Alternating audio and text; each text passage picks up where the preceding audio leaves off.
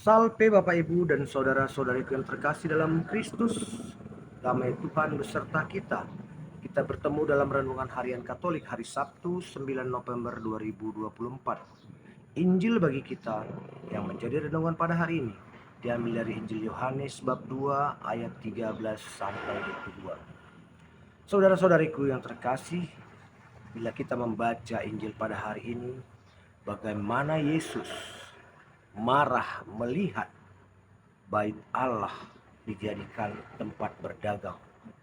Mengapa orang berdagang di bait Allah? Momen keramaian orang yang datang ke bait Allah dipakai oleh para pedagang.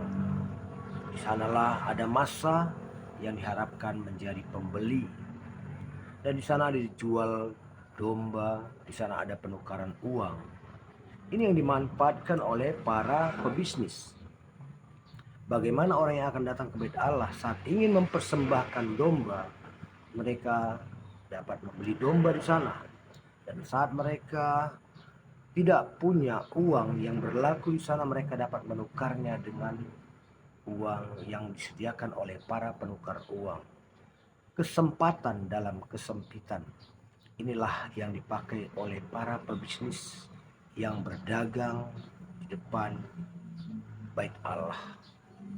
Hal ini membuat Yesus marah karena fungsi bait Allah yang tadinya tempat manusia atau umat Allah datang secara kusuk untuk memuliakan Tuhan telah dimanfaatkan menjadi sumber pencarian. Nah, saudara-saudara yang terkasih, puncak dari kemarahan Yesus ini terjadi debat antara Yesus dengan orang-orang Yahudi. Dan Yesus berkata, hancurkanlah bait Allah ini, dalam 3 hari aku akan mendirikannya kembali. Dan orang-orang Yahudi mengejek Yesus dengan perbandingan. Bagaimana mungkin mereka telah membangun bait suci itu atau bait Allah itu selama 46 tahun agar ia dirikan dalam 3 hari. Nah, saudara-saudara yang terkasih, ketidakpahaman jadikan alasan untuk mendebat. Mengapa saya katakan tidak pahaman? Orang-orang Yahudi pada saat itu mencerna kata-kata Yesus hanya dengan letter-letter, terjemahan kata demi kata, tidak memaknai pesan yang terkandung di dalamnya. Mereka membayangkan bait Allah itu adalah bangunan fisik, gedung, sedangkan Yesus mengatakan bait Allah itu adalah dirinya sendiri. Dan para murid pun menyadari perkataan Yesus ini setelah Yesus wafat dan bangkit pada hari ketiga. Mereka menyadari bahwa Yesus sudah mengatakan itu, dia akan membangunnya kembali dalam 3 hari. Nah, saudara-saudari yang terkasih, inilah sabda Allah. Yang tertulis adalah yang sama, namun dengan pemahaman yang berbeda akan menghasilkan makna yang berbeda. Disinilah gereja Katolik selalu menjaga pemahaman, penerjemahan pesan kitab suci itu tidak boleh sembrono. Harus melalui magisterium yang benar, yang kita akui diilhami oleh Roh Kudus dalam menerjemahkannya.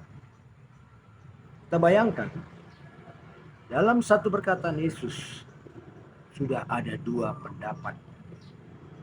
Pendapat orang-orang Yahudi dan pendapat Yesus.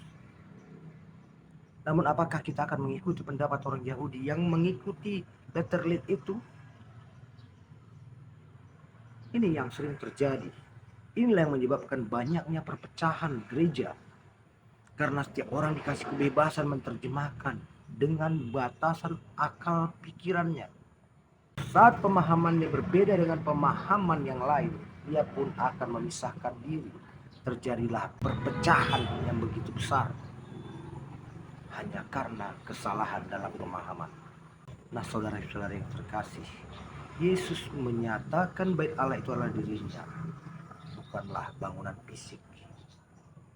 Ini perlu dipahami dengan tuntunan Roh Kudus. Semoga dengan Injil Tuhan pada kita hari ini, kita pun semakin mengundang kuasa Roh Kudus untuk mengilhami diri kita, semakin dalam memahami apa yang Yesus inginkan lewat sabdanya, lewat Injilnya, agar kita tidak mengalami ketersesatan dalam pemahaman pesan Yesus. Saat kita sesat dalam memahami, maka kita pun akan sesat dalam pelaksanaan. Dengan kesesatan pemahaman ini kita membayangkan kita dekat dengan Yesus, tetapi ternyata kita jauh, semakin jauh.